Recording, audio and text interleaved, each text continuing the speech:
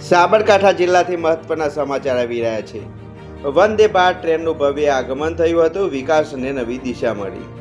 સાબરકાંઠા જિલ્લામાં આજે ગૌરવનો ક્ષણ સર્જાયો જ્યારે આધુનિક સુવિધાઓથી સજ્જ વંદે ભારત એક્સપ્રેસનું આગમન થયું, જેમાં હિંમતનગર રેલવે સ્ટેશન પર વંદે ભારત ટ્રેન પહોંચતા સ્થાનિકોમાં આનંદ અને ઉત્સાહનો માહોલ જોવા મળ્યો હતો। રાજસ્થાન અને ગુજરાતને સીધી અને ઝડપી કનેક્ટિવિટી આપતી આ ટ્રેન વિકાસનો મહત્વનો સેતુ સાબિત થશે।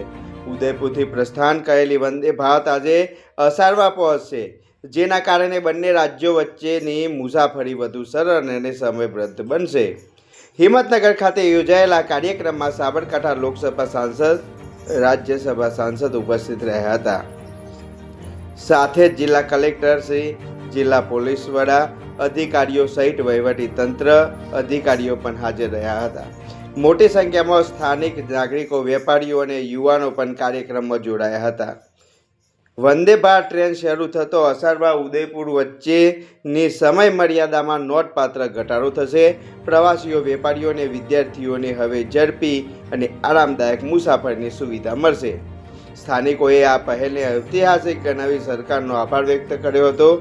વિકાસને માર્ગ પર આગળ વધી રહેલા સાબરકાંઠા માટે વંદે ભારતનું આગમન એક નવી સિદ્ધિ તરીકે જોવા મળી